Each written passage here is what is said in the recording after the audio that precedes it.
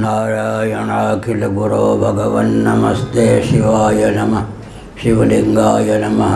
तन्मे मनः शिव संकल्पमस्तु सर्वे भवन्तु सुखिनः।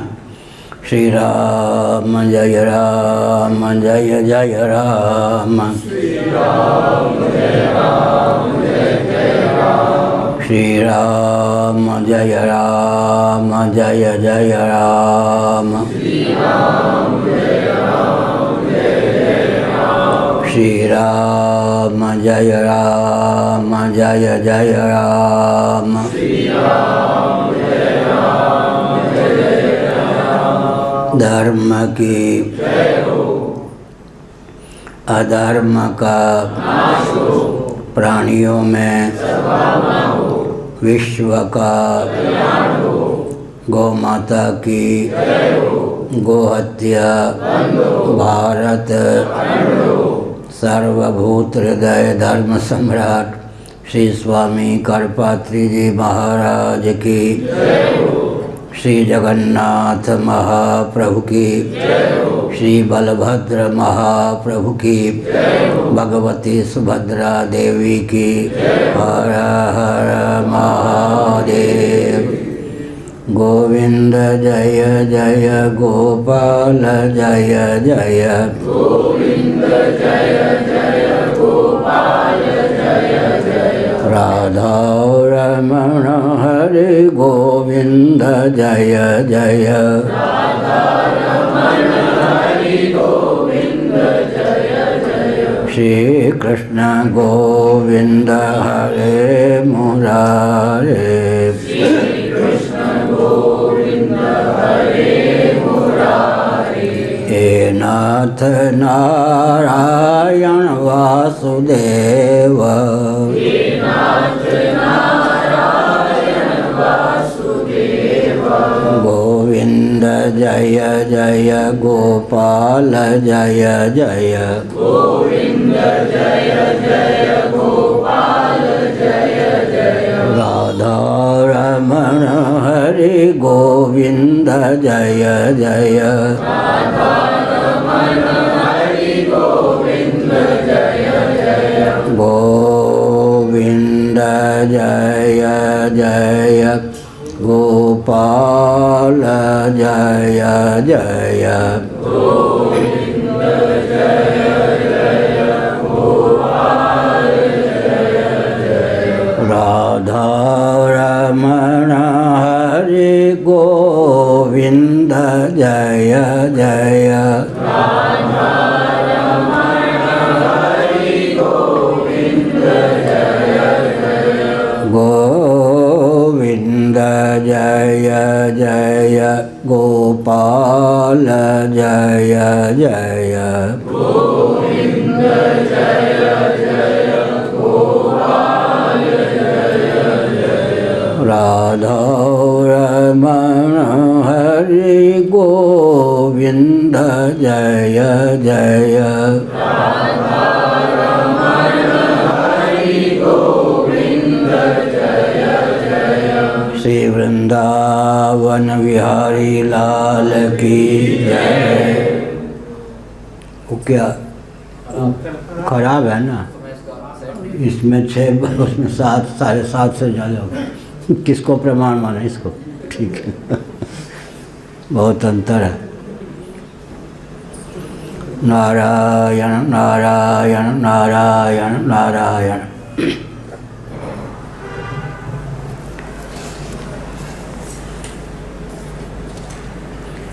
कायहनु वेदवतावर जन्म लयोग्रसरम यत उदगादृशिर्यमनुदेव गणा उभये तर्हि न सन्न चा सदुभयं न च कालजव किमपि न तत्र शास्त्रमवकृष्य सहित यदा।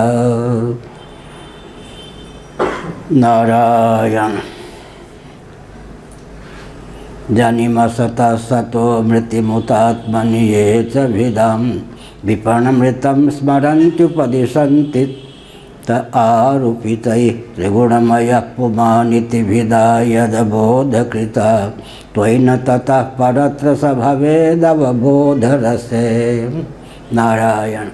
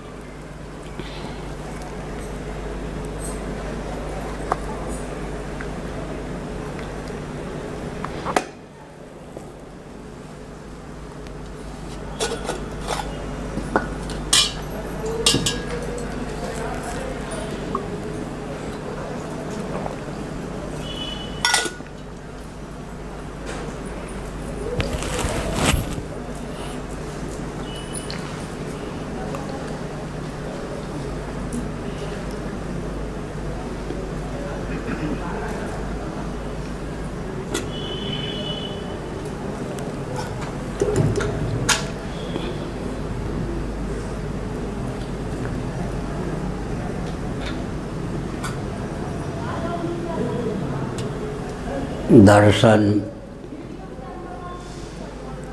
व्यावहारिक धरातल पर इतिहास हो जाता है। यह एक गंभीर तथ्य है।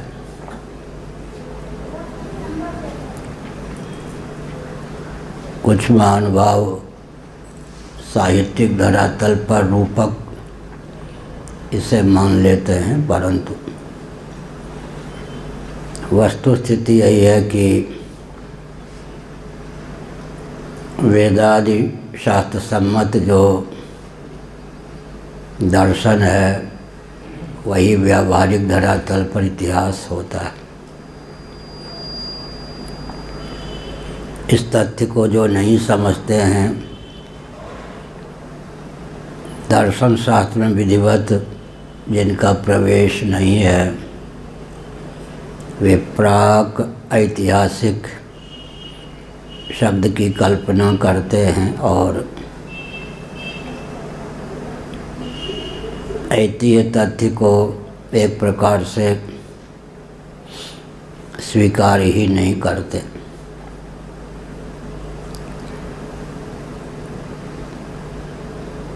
एक तथ्य है कि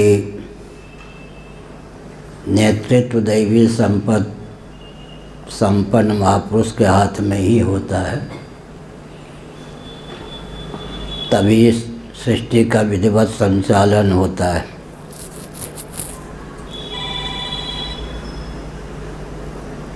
बुरा न मानो होली है और ब्राह्मण में ही नेतृत्व की क्षमता परंपरा से प्राप्त होती है। कोई वर्ण व्यवस्था को न भी माने तो मैंने कल उदाहरण दिया, अगर नींद चाहिए, विश्राम चाहिए तो कुछ तो सिर को ऊपर रखना ही पड़ेगा, उपधान या तकिया की आवश्यकता होगी, नहीं तो यूँ। इसलिए सावधान बाईस पसेरी की कहावत चरितार्थ करना उचित नहीं। शुक्राचार्य का चित्रण कहीं असुर के रूप में नहीं किया गया है वेदादि शास्त्रों में, लेकिन असुर पक्ष का नेतृत्व शुक्राचार्य ही संभाल सकते हैं, अन्य नहीं, जबकि वो भी श्रोत्रिय ब्रह्मनिष्ठ हैं। देवगुरु बृहस्पति ही होते हैं और देवयानी कच्छ का विवाह तो यही सिद्ध करता है कि दोनों के बेटे बेटी में पाणी ग्रहण संस्कार हुआ तो कोई शत्रुता नहीं, बाहर से प्राकृतिक लागडांठ। सृष्टि को संभालने वाले दैवी संपत्ति संपन्न व्यक्ति ही होते हैं। असुरों का नेतृत्व शुक्राचार्य के हाथ में भगवान ने सौंपा है। असुर के रूप में कहीं भी शुक्राचार्य का चित्रण वेदादि शास्त्रों में नहीं है। दैवी संपत्ति संपन्न ही वे मान्य। देवताओं का नेतृत्व बृहस्पति के हाथ में है, वो तो दैवी संपत्ति संपन्न है ही। नीति निपुणों में भगवान ने विभूति के रूप में शुक्राचार्य को ख्यापित किया है। इसका अर्थ है कि शुक्राचार्य दैवी संपत्ति संपन्न महानुभाव ही हैं। इसलिए दैवी संपत्ति का बहुत महत्व है। भगवद गीता के 16वें अध्याय के प्रारंभ में जो 3 लक्षण हैं वो दैवी संपत्ति के प्रमुख सूचक हैं। अभयम सत्व संशुद्धि ज्ञान योग व्यवस्थिति। कर्म उपासना और ज्ञान तीनों का साधन दृष्टि से फल दृष्टि से समावेश इन 3 शब्दों के माध्यम से प्राप्त है। अभयम सत्व संशुद्धि ज्ञान योग व्यवस्थिति। देहली दीप न्याय से सत्व संशुद्धि को लेना चाहिए। एक है सत्व शुद्धि, एक है सत्व संशुद्धि। सत्व का अर्थ यहाँ पर अंतःकरण है। सत्वानुरूपा सर्वस्य श्रद्धा भवति भारत आदि स्थलों में भी सत्व शब्द का प्रयोग अंतःकरण के अर्थ में हुआ है। कहीं कहीं सत्व का अर्थ होता है सत्व गुण। संस्कृत न जानने वाले केवल हिंदी में सतोगुण जिसको कहते हैं, रजोगुण तमोगुण तो शुद्ध शब्द हैं। सतोगुण नहीं होता, सत्वगुण होता है। अभयम बृहदारण्यक उपनिषद आदि के अनुसार विचार करें तो ये फल है, तत्वज्ञान का फल है अभय। हे जनक, तुम अभय पद को प्राप्त हो, अभय हो गए।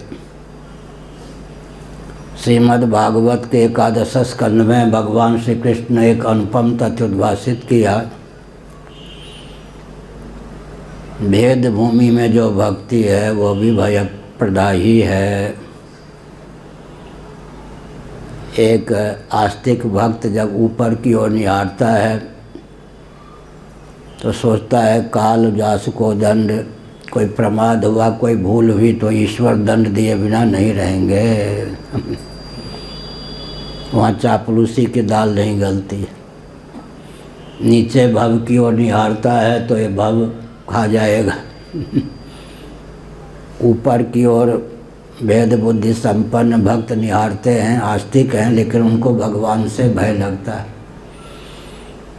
नीचे भय लगता है भव से, भवाटवी में, भव सिंधु में कहीं भटक न जाऊं, डूब न जाऊं। भवाटवी भी कहा गया, भव सिंधु भी कहा गया। तो भव भी भयप्रद, भगवान भी भयप्रद। 11 स्कंद श्रीमद् भागवत में भगवान श्री कृष्ण का यह वचन उद्धव जी के प्रति। लेकिन जो भगवान को आत्मा स्वरूप जान लेते हैं, मान लेते हैं, ज्ञानी तो आत्मैव में मतम, और जगत को भी आत्मा का उल्लास विलास या विवर्त ही समझ लेते हैं, उन्हीं के जीवन में अभय की पूर्ण प्रतिष्ठा होती है। भगवान आत्मा स्वरूप हो जाने के कारण भयप्रद सिद्ध नहीं होते। भयम द्वितीयाभिनिवेशत स्यात् द्वितीयाद् वै भयम भवति। श्रीमद् भागवत का 11 स्कंद और बृहदारण्यक उपनिषद। भव को भी वे आत्मा का उल्लास विलास ही समझते हैं, विवर्त ही समझते हैं। तेजो बिंदुपनिषद, अन्नपूर्णोपनिषद, महोपनिषद, वराहोपनिषद आदि का अध्ययन करें तो जगत चिदाश्रित है, चिदविलास है, चिन्मय है, चिदविवर्त है, चिन्मात्र है। जगत चिदाश्रित है, चिदविलास है, चिदविवर्त है, चिन्मय है, चिन्मात्र है। तद्वत देहोपि चिन्मया का प्रोक्षानुभूति के बाद कल कही गई। तो भगवान वेदांत प्रस्थान के अनुसार जगत बनाते भी हैं, बनते भी हैं। जगत के अभिन्न निमित्तोपादान कारण सिद्ध होते हैं। जगत बनने वाले भी भगवान, बनाने वाले भी भगवान। वो भगवान कोई अन्य नहीं, आत्मस्वरूप ही हैं। श्रीमद् भागवत का एक वचन 11 स्कंध के अनुसार इस संदर्भ में बहुत ही मार्मिक है। आत्मैव तदिदं विश्वम सृजते सृजति प्रभु त्रायते त्राति विश्वात्मा ह्रियते हरतीश्वर। आत्मैव तदिदं विश्वम, तत् इदम, स्वयं आत्मा में सह भी है, अयम भी है, यहाँ तत् भी है, इदम भी है, वह यह एकत्व हो गए। स्वयं आत्मा चतुष्पाद स्वय स्व सह भी है, अयम भी है। आत्मैव तदिदम, तत् भी है, इदम भी है। परोक्ष की अपरोक्ष रूपता, अपरोक्ष की विभुता बृहत्ता। आत्मैव तदिदम विश्वम, यह जो विश्व है आत्मस्वरूप ही है। सृजते सृजति प्रभु, भगवान ही सर्जनहार हैं। पंजाबी लोग प्राय सर्जनहार बोलते हैं। सर्जन आजकल बोलते हैं ना, सर्जन सृजन, सर्जनहार भगवान है। सृजते, सृज्य उत्पन्न होने योग्य सामग्री भी भगवान है। सर्जनहार, सर्जक भी भगवान ही हैं, सर्जन भी भगवान ही है। त्रायते त्राति, त्राण करने वाले भी भगवान हैं, त्राणास्पद भी भगवान ही हैं। ह्रियते हरतीश्वर, हृत होने वाले, हरण होने वाले, समृत होने वाले भी भगवान और संहार करने वाले भी भगवान। गुणा गुणेषु वर्तन्ते, इंद्रियाणि इंद्रियार्थेषु वर्तन्ते इति मत्वा न सज्जते। तो हमने संकेत किया कि हमारे भगवान जगत को बनाते भी हैं, जगत बनते भी हैं, इसलिए श्री राम कृष्ण आदि रूपों में साक्षात अवतीर्ण भी होते हैं। कई बार हमने इस तथ्य को गुरु गोविंद ग्रंथ की कृपा से अभिव्यक्त किया कि ईश्वर का अस्तित्व मानना ही सौभाग्य का सूचक है। उस ईश्वर को जगत का निर्माता ही नहीं, अपितु जगत के रूप में उल्लसित विलसित निर्मित होने वाला मान लेना और भाग्य की सूचना है, भाग्य का द्योतक है। हमारे भगवान जगत बनाते भी हैं, जगत बनते भी हैं। सर्व सर्वगत, सर्व उरालय, सर्वरहित, सब उर्पुरवासी, तुलसीदास जी ने इन शब्दों के द्वारा प्राप्त तथ्य को उद्भाषित किया। सर्व भी हैं, सर्वगत भी हैं, सर्व उरालय भी हैं, सर्वांतर्यामी हैं। सबके हृदय में प्रत्यगात्मा अंतरात्मा के रूप में भगवान विद्यमान है। इतरतः जन्माद्यस्य यतोन्वयात् इतरतः, सर्वरहित भी भगवान है, सर्वातीत होने के कारण। सर्व सर्वगत, सर्व उरालय, सर्वरहित, सब उर्पुरवासी। आत्मैव तदिदं विश्वम, हमने कहा सृजते सृजति प्रभु त्रायते त्राति विश्वात्मा ह्रियते हरतीश्वर। हरण करने वाले भी भगवान, हृत जिसका हरण करते हैं वो भी भगवान। इस प्रकार से भगवत तत्व को उद्भाषित किया गया अभिन्न निमित्तोपादान कारण के रूप में। तो जिनका भगवान जगत बना सकता है, जगत बन नहीं सकता, उनका भगवान साक्षात अवतार नहीं ले सकता। ईश्वरवादी तो कई हैं, नैयायिक भी, वैशेषिक भी, शेश्वर सांख्यवादी, योगी भी, सत्यार्थ प्रकाश को मानने वाले सत्यार्थ प्रकाश की सीमा के ईश्वर को ईश्वर मानते हैं। बाइबल कुरान की सीमा का भी ईश्वर है, लेकिन नियम एक ही है। जिनका ईश्वर जगत बन सकता है, जगत बना नहीं सकता, उनका ईश्वर साक्षात अवतार नहीं ले सकता। जिनका ईश्वर जगत बनाता भी है, जगत बनता भी है, उन्हीं का ईश्वर साक्षात अवतार लेता है। अवतारवाद दर्शन की पराकाष्ठा है। लोग समझते हैं कि ये तो मूर्ति पूजक हैं।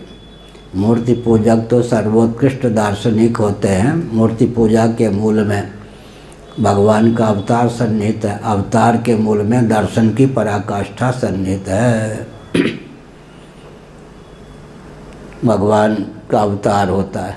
जो अभी प्रसंग चल रहा था, जिसके जन्म का जो प्रयोजन होता है दूसरे के बस की बात किया, वह स्वयं भी चाहे तो अपने जन्म के प्रयोजन पर पानी नहीं फेर सकता। लगभग 6 महीने से मैं ये वाक्य बोलता हूँ, यहाँ भी बोला था। इसी संदर्भ में अश्वत्थामा आदि को ले लेना चाहिए। फिर से सुनिए, जिसके जन्म का जो प्रयोजन होता है दूसरे के बस की बात तो दूर रही, वह स्वयं भी अपने जन्म के उस प्रयोजन पर पानी फेरना चाहे तो समर्थ नहीं हो सकता। आजकल मैं डरा हुआ नहीं हूँ, पर डरा हुआ सा हूँ। मेरी धारा कहीं और न चली जाए। भविष्य में मुझे निमित्त बनाकर जो होना है, मैं चाहता हूँ निमित्त न बनूं, लेकिन मालूम है निमित्त होना ही होगा। तो ईश्वर का संविधान ऐसा है कि जिसके जन्म का जो प्रयोजन है दूसरे के बस की बात क्या, वह अपने जन्म के उस प्रयोजन पर स्वयं भी पानी फेरना चाहे तो पानी फेरने में समर्थ नहीं होगा। अश्वत्थामा आदि के भी जन्म का प्रयोजन जो था रुद्रांश माना गया अश्वत्थामा को।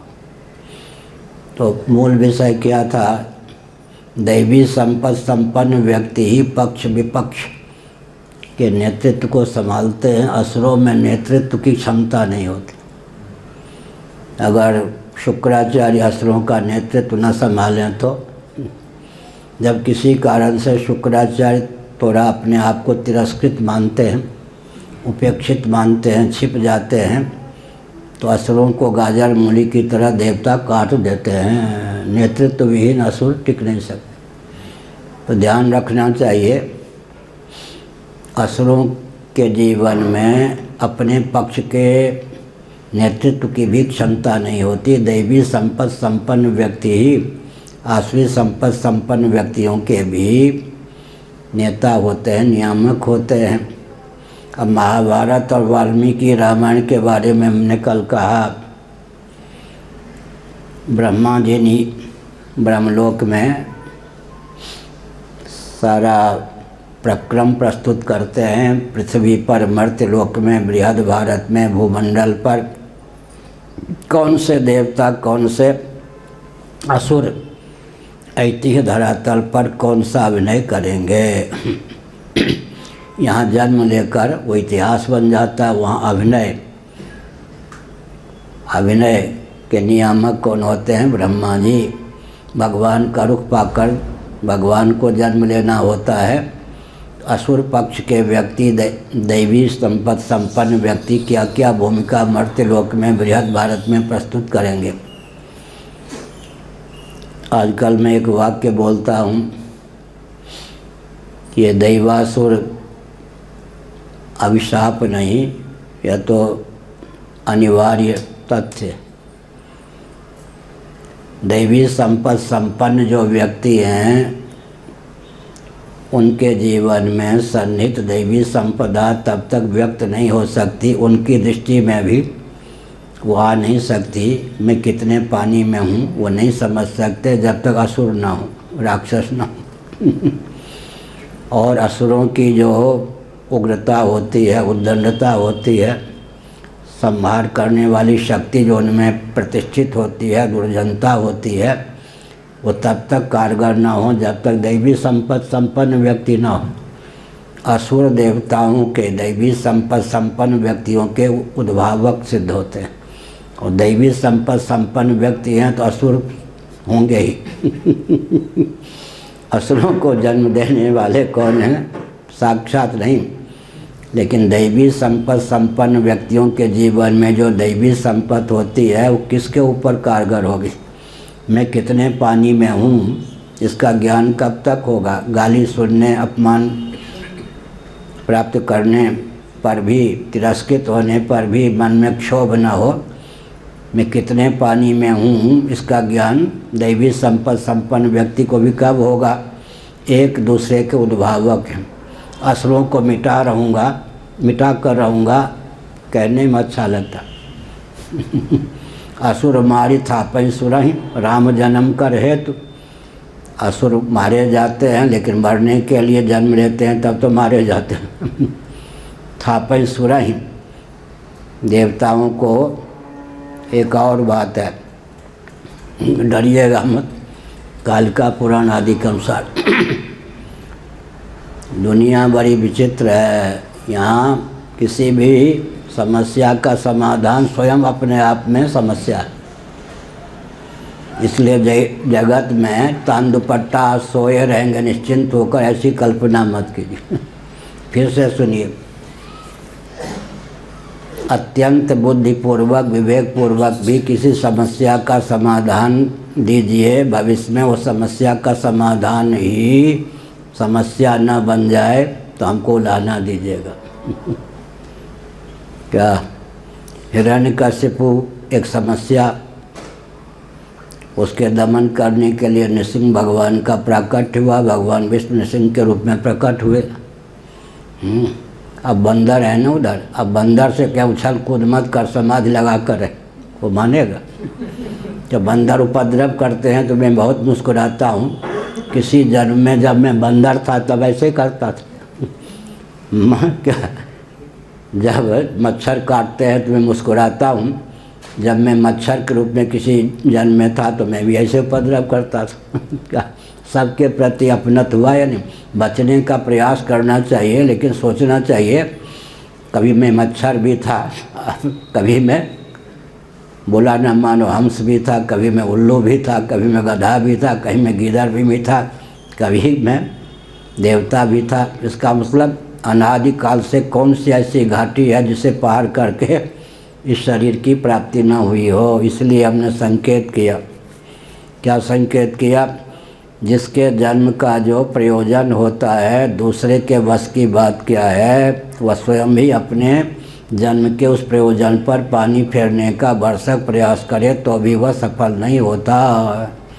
मैं आजकल कुछ डरा हुआ सा हूँ, डरा हुआ नहीं, डरा हुआ सा हूँ। भविष्य में जो कुछ होना है आर पार मैं बचना चाहता हूँ, लेकिन मुस्कुराता हूँ कि निमित्त बनना ही है। निमित्त मात्रम भव सव्यसाचिन निमित्तानि च पश्यामि विपरीतानि केशव। कुछ विचित्र ढंग का प्रवचन लगता होगा। हमने संकेत किया दोनों पक्ष का नेतृत्व दैवी संपत्ति संपन्न महानुभावों को ही प्राप्त था। द्रोणाचार्य किसके अवतार थे? महाभारत में देखिए। कृपाचार्य किसके अवतार थे? अश्वत्थामा किसके अवतार थे? इसका अर्थ क्या है? भीष्म पितामह अष्टवसुओं में एक वसु के अवतार थे।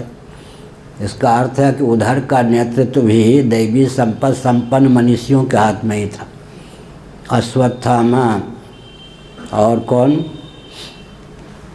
कृपाचार्य, द्रोणाचार्य, भीष्म पितामह। ये अगर दुर्योधन का साथ न देते तो दुर्योधन अपने बलबूते पर पांडवों को चुनौती देता। इन्हीं के बल पर तो फुदकता था। कर्ण भी कौन थे? सूर्य के अंश थे न। एक विचित्र बात है, बाहर से लगता है कि युद्ध हुआ, लेकिन उधर भी युद्ध का नेतृत्व किसके हाथ में था? कर्ण सामान्य व्यक्ति थे, सूर्य के अंश से उत्पन्न हुए थे। वसु, अष्ट वसुओं में एक वसु के अवतार कौन थे?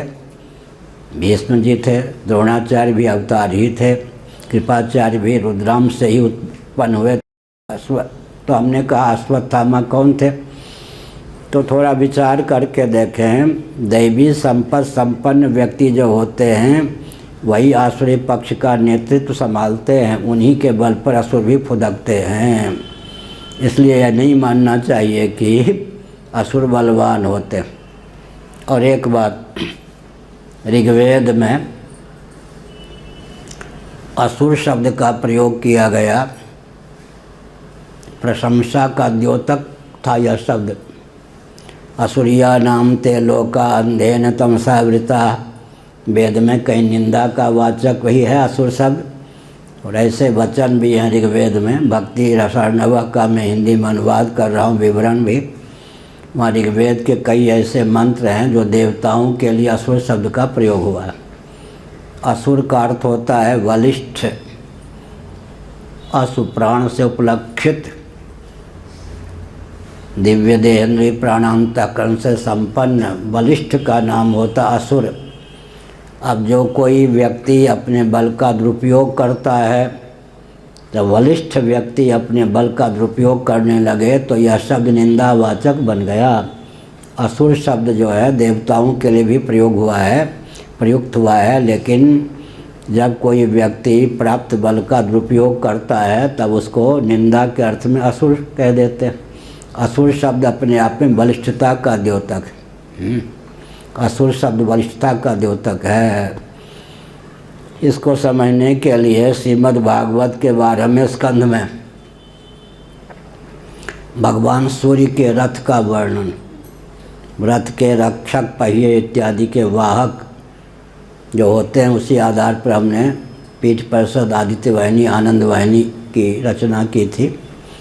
तो वो बहुत मार्मिक है। भगवान सूर्य के जो 12 महीने के रथ का वर्णन वहाँ है। तो कौन देवता, यक्ष इत्यादि भी रथ के वाहन में उपयोगी हैं या नहीं, गंधर्व इत्यादि हैं या नहीं, अप्सराएँ हैं या नहीं, सबकी उपयोगिता है। तो हमने संकेत किया जिसके जन्म का जो प्रयोजन है दूसरों के वश की बात किया, वह भी अपने जन्म के उस प्रयोजन पर पानी फेरना चाहे तो समर्थ नहीं हो सकता। इतिहास का अर्थ यही हुआ। क्या हुआ? नेतृत्व की क्षमता दैवी संपत्ति संपन्न मनुष्यों में ही होती है।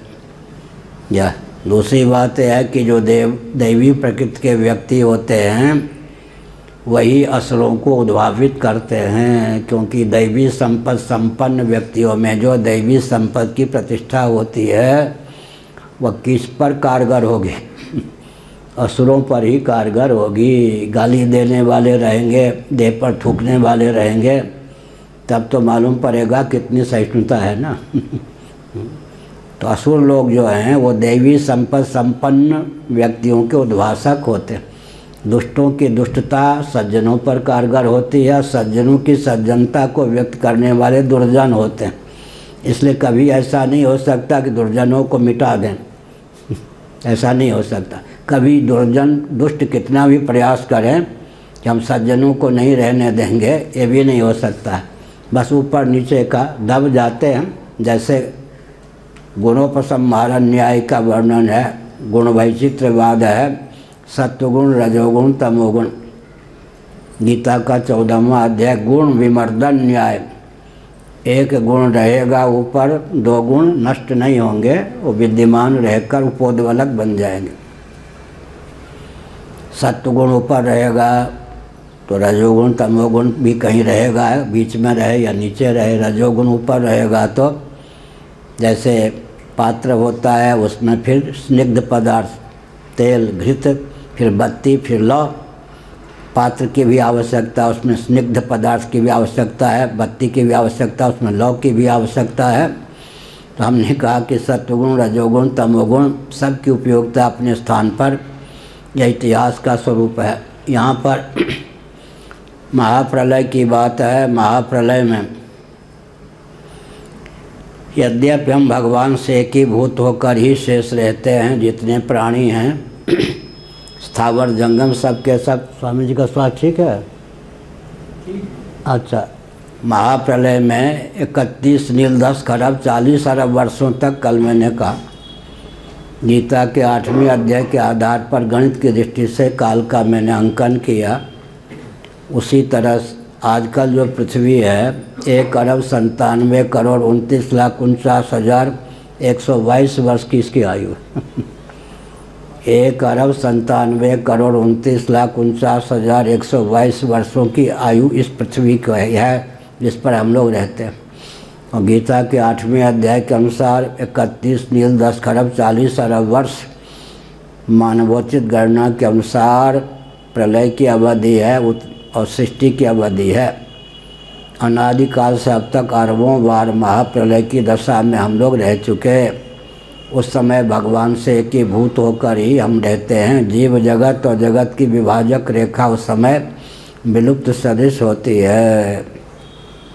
महासार के प्रारंभ में 3 विभाग हो जाता है, जीव, जगत और जगदीश्वर। महाप्रलय में सब एकीभूत होकर ही भगवान में सन्निहित रहते हैं। बहुत बढ़िया भामतीकार वाचस्पत मिश्र जी ने कहा, गंगा, यमुना, कृष्णा, कावेरी, नर्मदा, क्षिप्रा, ये सब दिव्य जल धाराएँ समुद्र में मिलती हैं, और जब मिल जाती हैं तो हमारे आपके बस की बात नहीं कि इस समुद्र में कितना लीटर या जो भी कहें गैलन नर्मदा हैं, क्षिप्रा हैं, यमुना हैं, गंगा हैं, कृष्णा हैं, कावेरी हैं, विभाग नहीं कर सकते, सब एक ही भूत। लेकिन अंतर्यामी परमात्मा में वो क्षमता है कि वो कर सकते हैं। इसी प्रकार से महाप्रलय में तो सब जीव भी ब्रह्म घन सच्चिदानंद स्वरूप होकर ही शेष रहते हैं। लेकिन यथा पूर्व कल्पयत अकृतार्थ जितने प्राणी होते हैं, महासार के प्रारंभ में जब सर्वांतर्यामी सर्वेश्वर का संकल्प होता है, अकृतार्थ प्राणी अपने अपने कर्मों के अनुसार पुनः देहेंद्रीय प्राणांतकरण से युक्त जीवन प्राप्त करने के लिए बाध्य हों। भगवान कर्म फल के रूप में महाप्रलय और फिर कर्म करने के लिए देहेंद्रीय प्राणांतकरण से युक्त जीवन प्रदान करते हैं। यह क्रम तब तक चलता है जब तक जीव अपने तात्विक स्वरूप को जान नहीं लेता। कल परसों मैंने बताया, यही वितर्जिता सर्गो ये साम्य स्थितम मनः निर्दोषम समम ब्रह्म तस्मात् ब्रह्म ते स्थिता। जीवन काल में ही उन्होंने पुनर्भव पर विजयश्री प्राप्त कर ली, जिनका मन सकल सदोष और विषम अनात्म प्रपंच से उपरत होकर सम और निर्दोष सच्चिदानंद स्वरूप भगवान में सन्निहित हो गया। अब हमारे तो वाक्य ऐसे ही होते हैं क्या? यही वितर्जिता सर्गो ये साम्य स्थितम मनः निर्दोषम समम ब्रह्म तस्मात् ब्रह्म ते स्थिता। इसका अनुवाद किया, सकल जगत सदोष विषम है, जो सदोष विषम अखिल अनात्मा प्रपंच से अपने मन को कर्षित कर सम और निर्दोष परब्रह्म परमात्मा में सर्वतोभावेन सन्निहित करने में समर्थ हो गए, उन्हीं का जीवन कृतार्थ है। उनके जन्म का पर्यवसान पुनर्भव में नहीं होगा। भगवान शंकराचार्य के द्वारा विरचित सूत्रात्मिका एक पुस्तिका है, मणिरत्नमाला, दूसरा नाम है उसका प्रश्नोत्तरी। उसमें उन्होंने एक प्रश्न उपस्थापित किया, अनंत कोटि ब्रह्मांड में असंख्य प्राणी प्रतिक्षण जन्म लेते हैं, प्रामाणिक रीति से विचार करने पर किस प्राणी का जन्म लेना सार्थक है? उन्होंने उत्तर दिया, यस्य पुनर्न जन्म। जो पुनर्भव की योग्यता को जलाने के लिए जन्म ले चुके हैं या लेते हैं, उन्हीं का जन्म लेना सार्थक है। होली है ना, आगे बुरा न मानो होली है। लुल्लू बुद्धू श्मशान के राहियों का जन्म लेना व्यर्थ लुल्लू बुद्धू श्मशान के राहियों का जन्म लेना व्यर्थ। दूसरा प्रश्न भगवत पाद शिवावतार शंकराचार्य जी ने उपस्थापित किया कि अनंत कोटि ब्रह्मांड में असंख्य प्राणी प्रतिक्षण देह त्याग करते हैं, परंतु प्रामाणिक रीति से विचार करने पर किस प्राणी का मरना देह त्याग करना सार्थक है? यस्य पुनर्न मृत्यु हो, जिनका अंतिम मरण है, पुनः जिनको जन्म की प्राप्ति नहीं होनी है। प्राप्त जन्म अंतिम जन्म सिद्ध हो जाए, संभावित मृत्यु अंतिम मृत्यु सिद्ध हो जाए, इसके लिए प्रयास करना चाहिए। अंतिम श्वास से पहले ही कृतार्थता अर्जित करनी चाहिए। उपनिषद ने सावधान किया। हमारे पूज्य गुरुदेव हमको पढ़ा रहे थे, धर्म सम्राट स्वामी श्री कटपात्री जी महाभाग, तो बहुत स्नेह दिया उन्होंने पढ़ाया। एक बार बोल रहे थे कि न्याय वैशेषिक सांख्य आदि के अनुसार आत्मतत्व विभू होता हुआ असंख्य है। उदाहरण दिया, नाखून के अग्रभाग में असंख्य आत्मा का सन्निवेश है। अब मैं तो बच्चा ही ठहरा, माता पिता गुरु के सामने बच्चे होके रही, यही ठीक। एक हमारे गुरु भाई थे, अब ब्रह्मलीन कहना पड़ रहा है, शरीर छोड़ दिया, जगन्नाथ आनंद जी। कुछ न्याय उन्होंने पढ़ लिया था और श्यामा शरण जी से। श्यामा शरण जी और हमने दोनों ने न्याय का अध्ययन किया था वामदेव जी महाराज से, कुछ किया था पूज्य गुरुदेव से। तो पूज्य गुरुदेव पढ़ाते थे, उस समय भी वो बैठते नहीं थे, क्यों अपने को नैयायिक मानते थे। लो जी, वह विद्या किस काम की जो गुरु गोविंद ग्रंथ से दूर कर दे। विद्या का अभिमान व्यक्ति को खा जाता है ना। तो हमने संकेत किया। क्या संकेत किया? हम तो बिल्कुल बच्चे के समान, जो समझ में नहीं आता था पूछ देता था। मैंने महाराज से कहा कि एक आत्मा दूसरी आत्मा को धक्का नहीं देती। बहुत हंसे महाराज। ठीक कहा, ठीक। उन्होंने कहा नाखून के अग्रभाग में असंख्य आत्मा का सन्निवेश है, क्योंकि व्यापक और असंख्य अनंत है आत्म तत्व। इन दार्शनिकों के मत में, दर्शन शास्त्र के दृष्टि से देखें तो 6 दार्शनिक जो हैं आत्मा को विभु मानते हैं। 5 दार्शनिक आत्मा को विभु मानते हुए स्वरूप से असंख्य मानते हैं। वेदांत प्रस्थान का आत्म तत्व विभु होता हुआ हो, औपाधिक धरातल पर अनेक है, स्वतः एक है। भगवान शंकराचार्य ने अपने भाष्य में तत्व को उद्भाषित किया, अगर अनेकत्व की सिद्धि उपाधि से संभव है तो स्वाभाविक अनेकत्व मानने की क्या आवश्यकता है? क्या अगर आत्मा की अनेकता औपाधिक धरातल पर सिद्ध है, आकाश स्वरूप से एक है, घटाकाश मठाकाश इत्यादि जब कहते हैं, उपाधि के भेद से उपहित में भेद की कल्पना होती है। औपाधिक धरातल पर अगर आत्मा की भिन्नता असंख्यता को सिद्ध करने में हम समर्थ हैं तो स्वाभाविक भेद मानने में क्या आपत्ति। लेकिन 6 दार्शनिक आत्मा को भी मानते हैं।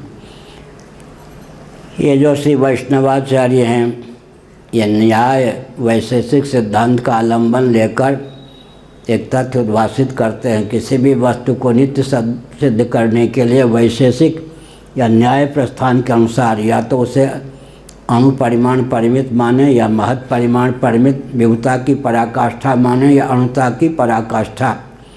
इसलिए वे वैष्णवाचार्यों के यहाँ अणु परिमाण परिमित आत्म तत्व सिद्ध है। कुछ जैन संप्रदाय आदि में ऐसे भी लोग हैं जो हाथी के शरीर में हाथी जैसी फैली हुई आत्मा होती है, चींटी के शरीर में, अमीबा के शरीर में उसी काय के अनुरूप सिमट जाती है, मानो ऐसे फैलने वाली सिमटने वाली। तो मध्यम परिमाण परिमित मानने पर आत्मा को नश्वर मानना पड़ेगा। आत्मा को नित्य मानने के लिए या तो अणु परिमाण परिमित माने या महापरिमाण परिमित माने। लेकिन अणोरणीयान महतो महीयान, आकाश में सूक्ष्मता भी है, विभुता भी है। अणुता की पराकाष्ठा विभुता की पराकाष्ठा एक ही तत्व में हो, एक ही अधिकरण में हो तो आकाश के समान सूक्ष्मता की अवधि भी सिद्ध हो जाएगी, विभुता की अवधि भी सिद्ध हो जाएगी। तो मैंने पूछ दिया कि एक आत्मा दूसरी आत्मा को धक्का नहीं देती क्या? बहुत हंसे महाराज। फिर क्या कहा मालूम है? ध्यान रखो, विभु वस्तु जगह नहीं छेकती। हमको बहुत बड़ा ज्ञान मिल गया। कुछ लोग झगड़ालू होते हैं, हमारे यहाँ ऐसा नहीं है। यह रहेगा तो मैं नहीं रहूँगा कहते या नहीं? समझ लीजिए फालतू आदमी। विभु वस्तु जगह छेकती है क्या? जो व्यापक वस्तु होते जगह नहीं छेकती। जो व्यक्ति जगह छेकता है समझ लीजिए संकीर्ण विचारधारा का है, वो कभी न कभी हटेगा। विभु जो वस्तु है जगह छेकती है क्या? विभु माने व्यापक। विभु, पूज्य गुरुदेव ने कहा विभु ध्यान रखो, विभु जो है पदार्थ और जगह नहीं छेकता। जगह छेकने वाला जो है, यहाँ बैठे हैं शरीर परिच्छिन्न है ना, तब तो जगह छेक रहे। आकाश ने कितनी जगह को छेका विभु वस्तु जो है जगह नहीं छेकती। इसलिए एक आत्मा दूसरी आत्मा को धक्का दे दे तो संभव नहीं। मेरे लिए तो सब कुछ मिल गया क्या? मैंने उसी समय किसी से पहले भी होड़ नहीं रखता था, ध्यान दिया कि जगह मत छेको। यह रहेगा तो मैं नहीं, मैं रहूँगा तो यह नहीं। प्रेम गलियति सांकरियता में दोनों समय। तो यह रहेगा तो मैं नहीं, समझिए कि जगह छेकने वाला उपद्रवी। तो जगह छेकने वाला उपद्रवी व्यक्ति हमने ये सुरेश जी को बताया कि पुण्य पुंज बिन मिलई न संता। महापुरुष मिल गए तो पुण्य का पुंज है। पुण्य पुंज क्षीण न होवे, बढ़ना चाहिए ना, तब टिके रहोगे। किसी को भी महापुरुषों के पास रहकर अपनी पुण्य की पूंजी समाप्त नहीं करनी चाहिए। वहाँ भी रहकर अगर लाग डांट रखे, होर रखे, एक दूसरे की टांग खींचने का प्रयास करे, पुण्य की पूंजी जलते ही समाप्त होती है। वहाँ से प्रकृति अपने आप खिसका के मन में उचाट पैदा करके भेज देगी जहाँ का पात्र। क्षीणे पुण्य मर्त्यलोकम विशंति। इसलिए क्षीणे पुण्य मर्त्यलोकम विशंति यह कहावत चरितार्थ न हो। बहुत से महान भावों को संत का संगम सुलभ होता है, लेकिन वो वहाँ अगर उपद्रव करें, ये रहेगा तो मैं नहीं, दूसरे की टांग खींचूँगा, सबसे ऊपर चढ़ जाऊँगा। अरे सबसे ऊपर बड़ी विकट बात। अच्छा, कुछ लोग कहते हैं, ये भी भ्रांति है, क्या हुआ, कुछ लोग ये कहते हैं कि मैं तो बहुत कुछ कर लेता लेकिन हाय क्या करूं, सहयोगी नहीं मिला। ये गलत बात, यह ठीक नहीं है। मैं तो बहुत कुछ कर लेता लेकिन मुझे कोई सहयोगी नहीं मिला, ये तो बिल्कुल गलत। जिस व्यक्ति का जन्म जिस कार्य की सिद्धि के लिए होता है, ईश्वरीय संविधान है, उस कार्य में उपोद्बलक व्यक्ति भी वहीं से आते हैं। भगवान को जिस व्यक्ति से जो काम कराना होता है उस कार्य की सिद्धि के लिए परिकर आदि भी ऊपर से ही आते हैं, और जिसकी जब आवश्यकता होती है वो उस समय प्रकट हो जाता है। पहले मोर्चे पर विश्वामित्र थोड़े प्राप्त हुए, पहले मोर्चे पर सुग्रीव थोड़े प्राप्त हुए। जिस व्यक्ति की प्रारंभ से कोई प्राप्त होता है, कोई बीच में प्राप्त होता है, कोई अंत में प्राप्त होता है, इसका मतलब कभी ये नहीं सोचना चाहिए सहयोगी होते तो मैं बहुत कुछ करता, सहयोगी ना होने के कारण मैं नहीं कर सका, ये अपनी कमजोरी। अरे आपको जितने कार्य में निमित्त बनाया होगा भगवान ने, आपके कर्मों के अनुसार जिस कार्य में जो निमित्त बनाया जाता है, उस कार्य की सिद्धि के लिए जितने परिकर की आवश्यकता है, हाँ वो परिकर भी आते ही हैं, जन्म लेते ही हैं। इसलिए यह कभी नहीं सोचना चाहिए सहयोगी मिलते तो क्या, हाँ कृष्ण समान सारथी पातो तो कौटिक अर्जुन मार गिराता, कहा है ना। सुबल सिंह चौहान ने महाभारत लिखा, वहाँ पर कहा, वो कर्ण ने कहा अगर मुझे श्री कृष्ण के समान सारथी मिलते तो करोड़ों अर्जुनों को गिरा देता। आपको क्यों नहीं मिले, अर्जुन को क्यों मिले, इस पर विचार करना चाहिए। आपको अर्जुन को जो श्री कृष्ण सारथी मिले, आपको क्यों नहीं मिले कर्ण महोदय, ये सब विचार कीजिए। कभी ये नहीं समझना चाहिए, क्या कभी यह नहीं समझना चाहिए कि सहयोगी होते तो बहुत कुछ करके दिखा देता। ये तो अनर्गल प्रलाप। आपको सहयोगी नहीं मिले तो मतलब सहयोगी नहीं मिलना था।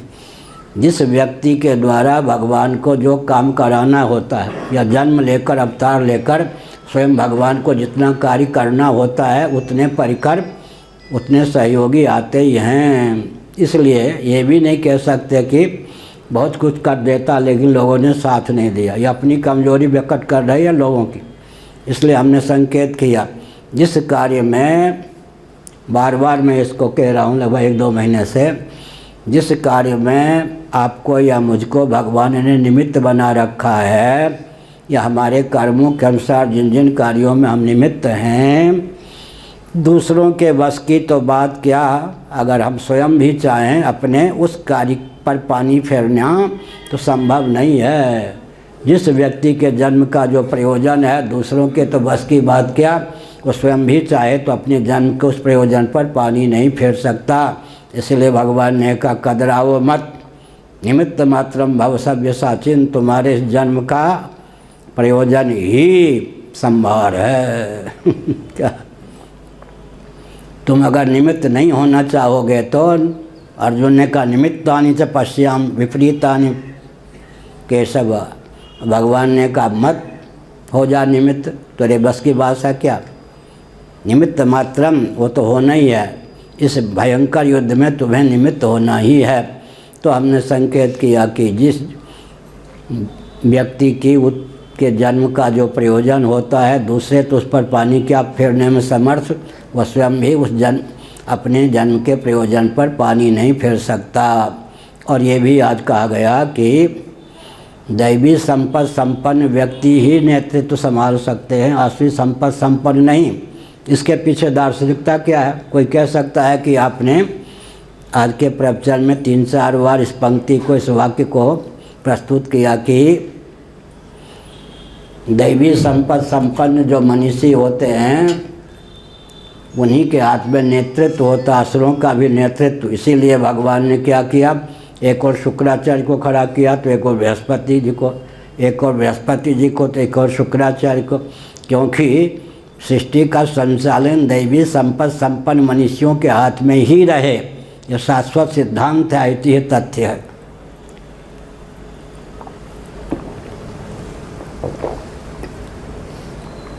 नेतृत्व सदा, तो यहाँ देखिए कर्ण सूर्य के अंश से उत्पन्न थे। 8 वसुओं में एक वसु के अवतार थे। कौन? भीष्म जी। द्रोणाचार्य कौन थे? कृपाचार्य कौन थे? ये सब के सब महाभारत पर हैं, देवताओं के अवतार ही थे। तो अगर दुर्योधन पक्ष को भी ये 5-7 मनीषी साधे न होते, भीष्म पितामह, द्रोणाचार्य, कृपाचार्य, अश्वत्थामा, रुद्रावतार ही थे, ये सब साधे न होते तो दुर्योधन में दमखम था कि युद्ध की चुनौती देता नहीं। अब पांडवों के यहाँ तो सब थे ही दैवी संपत्ति संपन्न। असुरों का नेतृत्व ही दैवी संपत्ति संपन्न व्यक्ति ही संभालते हैं। अब प्रश्न उठता है, फिर असुरों के पक्ष में दैवी संपत्ति संपन्न व्यक्ति चले कैसे जाते हैं? इसका एक व्यावहारिक उत्तर है, एक वास्तविक। एक व्यावहारिक उत्तर है, एक वास्तविक। दोनों सेनाएं सज धज कर युद्ध के लिए तैनात। महाभारत। युधिष्ठिर जी कैसे चूकते? युधिष्ठिर जी चूकने वाले नहीं। उन्होंने कवच ये सब युद्धोचित जो अपना वेश था रथ पे उतार दिया। चप्पल जूते कुछ नहीं, नंगे पाँव दुर्योधन पक्ष के जो सैनिक थे, पुरोधा थे, द्रोणाचार्य, भीष्म आदि, उनकी ओर चलने लगे। लोगों को आश्चर्य हुआ, ये क्या हुआ? कहीं डर तो नहीं गए? कहीं समर्पित होने तो नहीं जा रहे? भगवान ने श्री कृष्ण, भगवान ने अर्जुन से कहा, ये धर्म के अवतार हैं, इनसे कोई चूक नहीं हो सकती। कोई न कोई शिक्षा देने के लिए, धार्मिक मर्यादा के ख्यापन के लिए जा रहे हैं। भीष्म जी के पास गए, द्रोणाचार्य के पास गए, कृपाचार्य के पास गए, इन मनुष्यों को प्रणाम किया, मुस्कुराए। हाँ ठीक है, तुम चूके नहीं।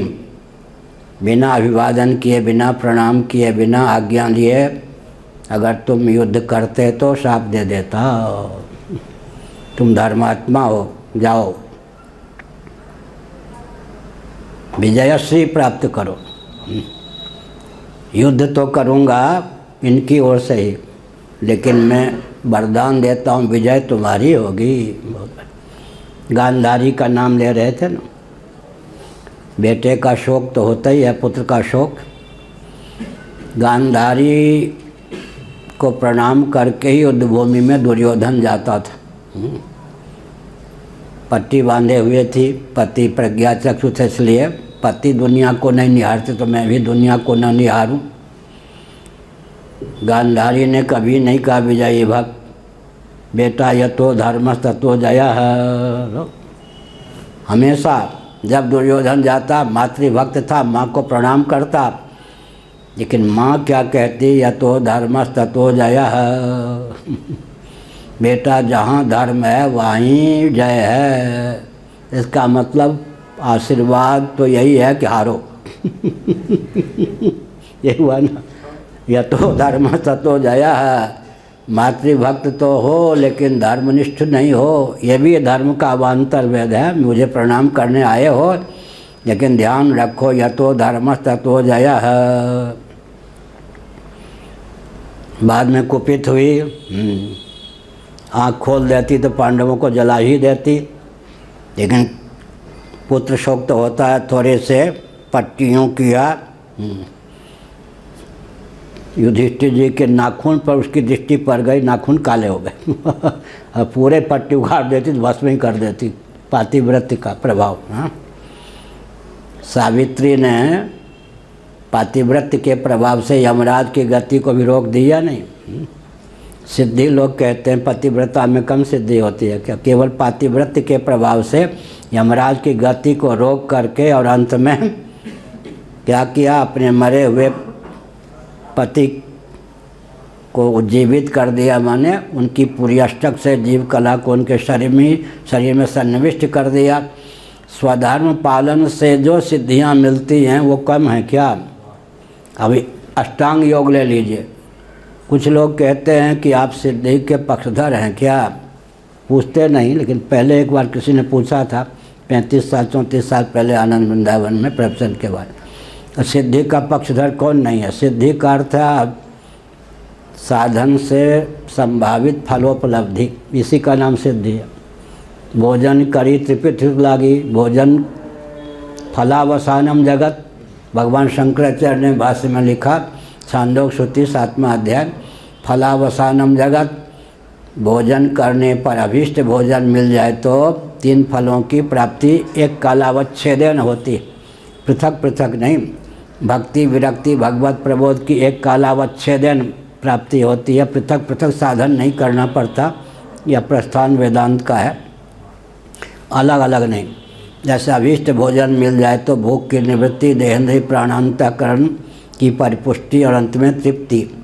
भोजन करी त्रिपित हित लागी। एक बिहार के महात्मा थे आत्मानंद जी, ऋषिकेश में मोक्षाश्रम में रहते थे, मैं भी वहीं रह रहा था 6 महीने तक। वो कहते थे एकांत में, देखो यहाँ रोटी ही मिलती है, लेकिन मेरा शरीर बिहार का है, भूख तो मिट जाती है, तृप्ति नहीं होती। क्या इतने साल उनको बिहार छोड़े हुए हो गया था, लेकिन वो कहते थे भूख तो मिट जाती है, रोटी से तृप्ति नहीं होती। भोजन करी त्रिपित हित लागी। भोजन में 3 गुण होना चाहिए, शास्त्र सम्मत हो और क्या हो, सुपाच्य हो, स्वादिष्ट भी होना चाहिए। गीता का 17वां अध्याय, शास्त्र सम्मत हो, सुपाच्य हो, स्वादिष्ट हो। तो भोजन का फल क्या है? तृप्ति। इसी प्रकार भव का फल क्या है? विरक्ति। कई बार हमने कहा संसार में जन्म लिया है तो भक्ति विरक्ति भगवत प्रबोध, इन 3 फलों की प्राप्ति के लिए मनुष्य होकर के भी अगर 3 फलों की प्राप्ति नहीं की तो जीवन व्यर्थ। जगत की रचना का प्रयोजन है अकृतार्थ जीवों को कृतार्थता प्रदान करना। भक्ति विरक्ति भगवत प्रबोध, भक्ति विरक्ति भगवत प्रबोध 3 रत्न जगत से प्राप्त करना है। इस ढंग से डुबकी लगाइए, जगत में व्यवहार कीजिए कि भक्ति विरक्ति भगवत प्रबोध की समुपलब्धि हो। अगर भक्ति नहीं, विरक्ति नहीं, भगवत प्रबोध नहीं तो जन्म लेना व्यर्थ गया, जीवन यापन करना व्यर्थ गया। तो आपने क्या कहा था? क्या प्रश्न था? वो आपने उत्तर दे दिया। क्या दिया? ये जो उसका जो जन्म का प्रयोजन था। हाँ, जिस व्यक्ति के जन्म का जो प्रयोजन होता है, दूसरे के वश की बात किया, उस व्यक्ति के चाहने पर भी वह स्वयं भी अपने जन्म के उस प्रयोजन पर पानी नहीं फेर सकता। पृथ्वी के जन्म का जो प्रयोजन है, पृथ्वी का भी तो है ना, जल के जन्म का जो प्रयोजन है, अग्नि के जन्म का जो प्रयोजन है, वायु के जन्म का जो प्रयोजन है, आकाश की उत्पत्ति का जो प्रयोजन है, ये पंचभूत अपने जन्म के उत्पत्ति के प्रयोजन को सिद्ध करते हैं। ऐसे ही जिस व्यक्ति के जन्म का जो प्रयोजन है, वह व्यक्ति अपने जन्म के प्रयोजन को सिद्ध किए बिना नहीं रह सकता। दूसरे तो क्या उसके चाहने पर भी उसके जन्म के उस प्रयोजन पर पानी नहीं फेरा जा सकता, इसलिए अश्वत्थामा। उत्तर फिर क्या हुआ? अश्वत्थामा आज भी हैं। सप्त ऋषियों में एक ऋषि आगे चलकर होंगे। अश्वत्थामा बलिर्व्यासो हनुमांस विभीषण कृपा परशुरामश्च, ये सातों चिरंजीव हैं, आज भी हैं।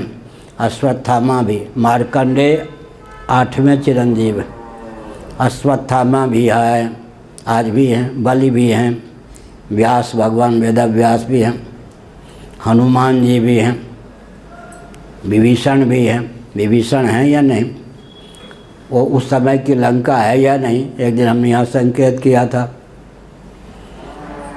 सहदेव जी को भेजा युधिष्ठिर जी ने दक्षिण पर विजय प्राप्त करो दिग्विजय यात्रा में।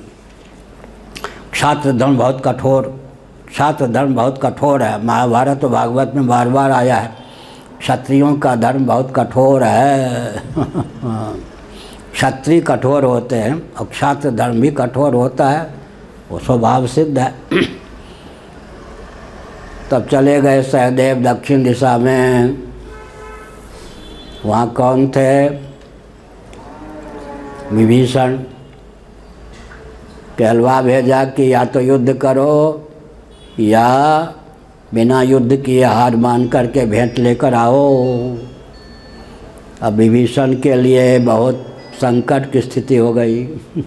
या आजकल की भाषा में आजकल का छोरा क्या देहाती भाषा में कहें, आजकल का छोरा। और मैं उस समय, एक बात है, आज भी मैं सोच रहा था, वृद्ध वायों ने तो कर्तम कछुक सहाय, किसने कहा? और द्वापर और कल के प्रारंभ, द्वापर के अंत में कल के प्रारंभ में उस वृद्ध ने कितना पराक्रम किया जी। उस समय जिसने अपने को वृद्ध कहा था, लाखों वर्ष पूर्व बाद में उसने कितना पराक्रम किया। तो पुराने समय का वृद्ध भी आज समय के युवक को तो छक्के छुड़ा देंगे। वृद्ध भयों ने तो करतों कछुक सहाय, अब तो बुढ़ा हो गया। उस समय जो बूढ़े हो गए थे वो लाखों वर्ष पूर्व छक्के छुड़ा दिया जामवान ने सबको। क्या जामवती का प्रकरण है या नहीं? तो इसलिए ऐसे वृद्ध हो गए तो तुम्हारे लिए वृद्ध हो गए, वो उनकी वृद्धावस्था भी तुम्हारे तो छकाने के लिए पर्याप्त है। हमने क्या संकेत किया? जिस व्यक्ति के जन्म का जो प्रयोजन होता है, दूसरे की तो बस की बात किया, वो स्वयं ही अपने जन्म के प्रयोजन पर पानी फेरने में समर्थ नहीं। इसलिए जन्म का प्रयोजन 2 हुआ। पारमार्थिक दृष्टि से जन्म का अंत, जन्म और मृत्यु की परंपरा अनादिकाल से अजस्र रूप से चल रही है। यह जन्म जो हो चुका है, अंतिम जन्म सिद्ध हो, संभावित देहत्याग। देहत्याग माने देहेंद्रीय प्राणांतकरण। काशी को महाश्मशान क्यों कहते हैं?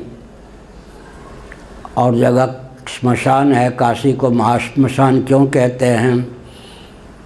काशी की सीमा जो शास्त्र संबद्ध है, एरेंड होता है ना, अंडी, उसके पत्ते जैसे हैं, ऐसे बिल्कुल नहीं कमल की तरह होते, ऐसे काशी का क्षेत्रफल जो है, कहाँ काशी है कहाँ नहीं है, एरेंड के पत्ते के समान स्कंद पुराण आदि के अनुसार, काशी खंड के अनुसार काशी का मानचित्र बनता है। तो काशी की सीमा में जो देह त्याग करता है, काशी को महाश्मशान क्यों कहा गया?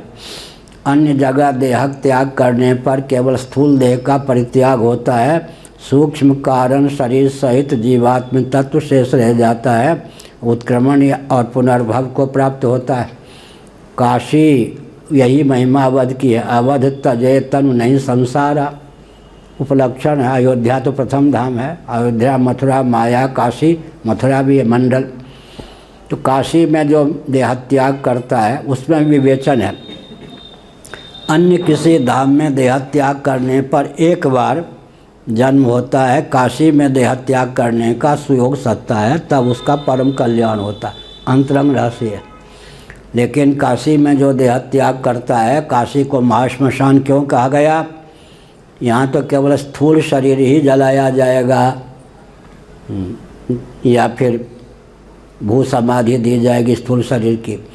काशी में सूक्ष्म कारण शरीर भी जल जाते हैं।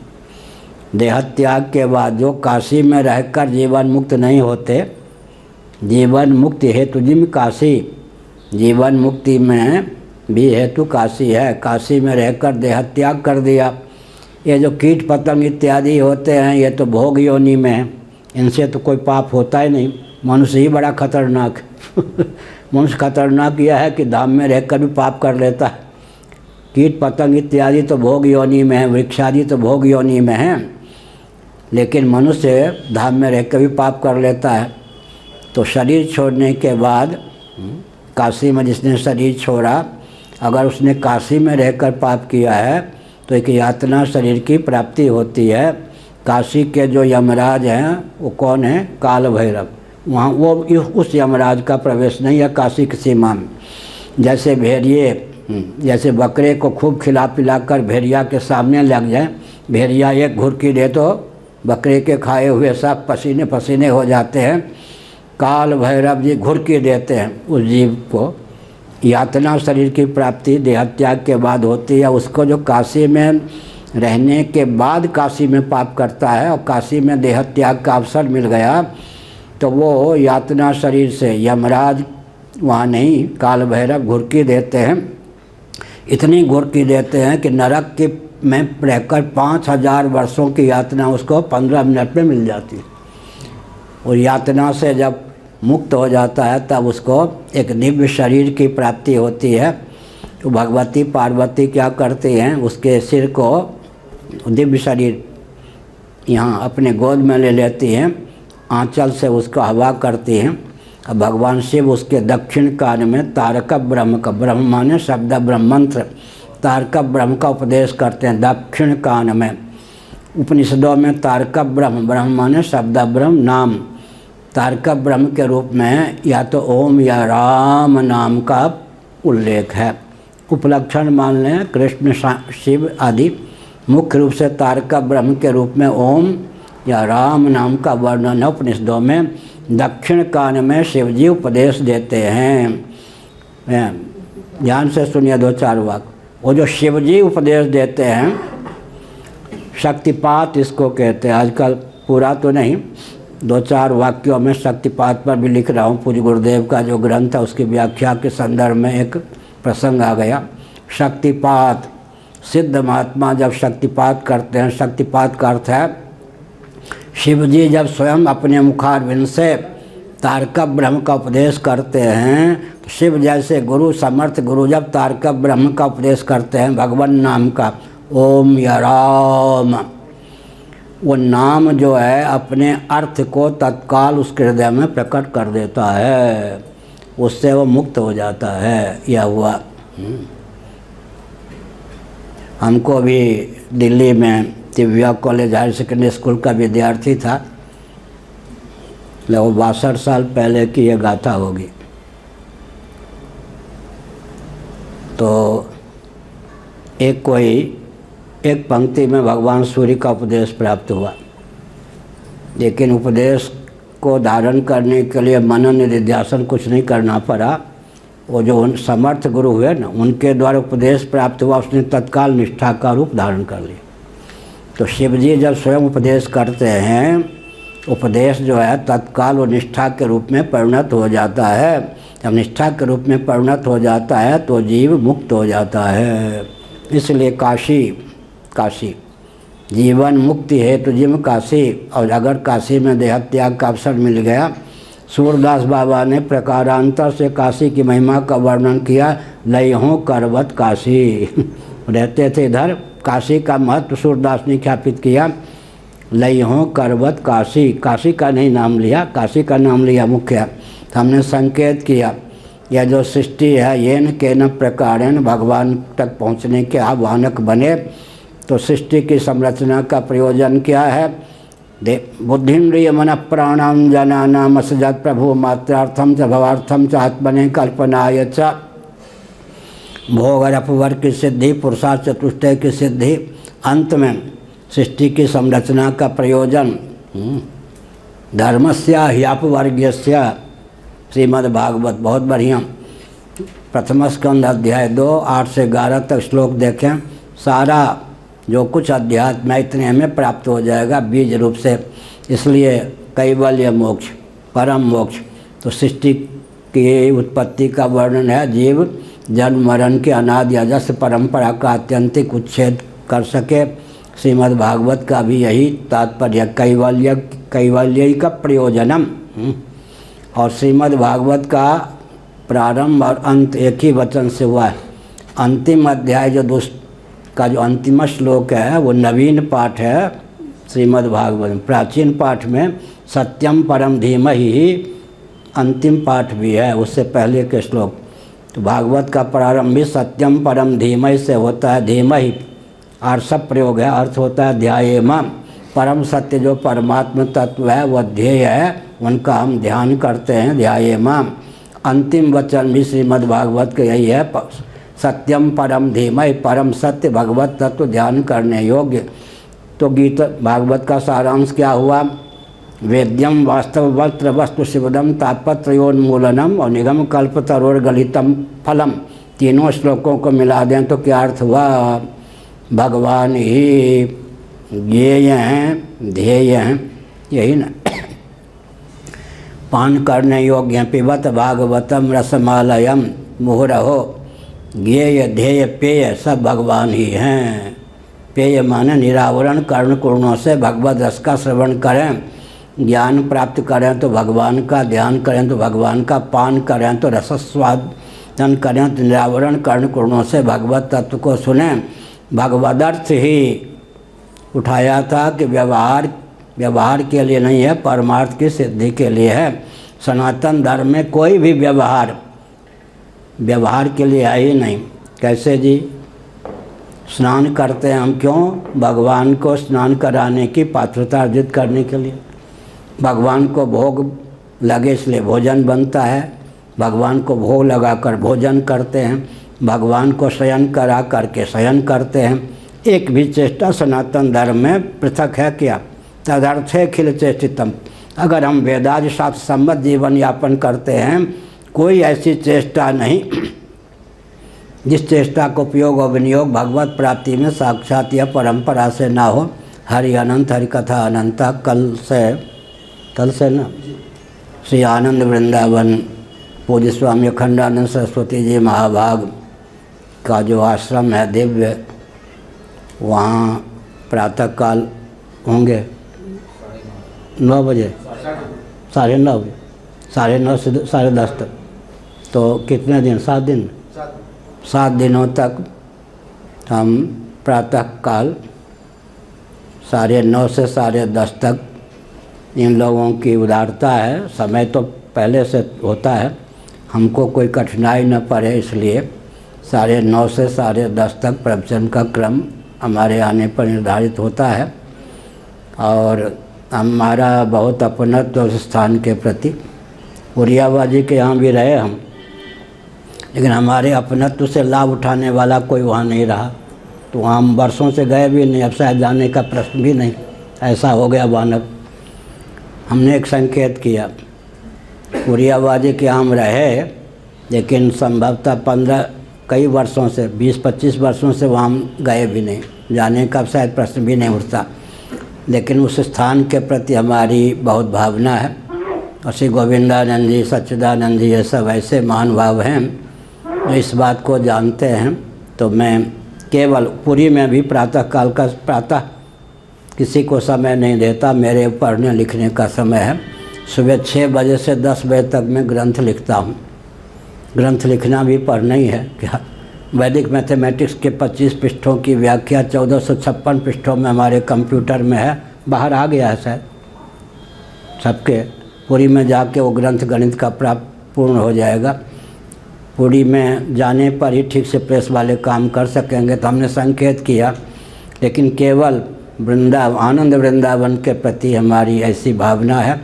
पूज्य महाराज का अपनत्व इतना था कि उस स्थान को जब तक वहाँ के मंत्र लोग चाहते रहेंगे और शरीर जाने आने योग्य बना रहेगा, अंतिम क्षण तक तो बना रहेगा। जब अंतिम क्षण होगा तो वही मालूम है कब होगा, कहाँ होगा।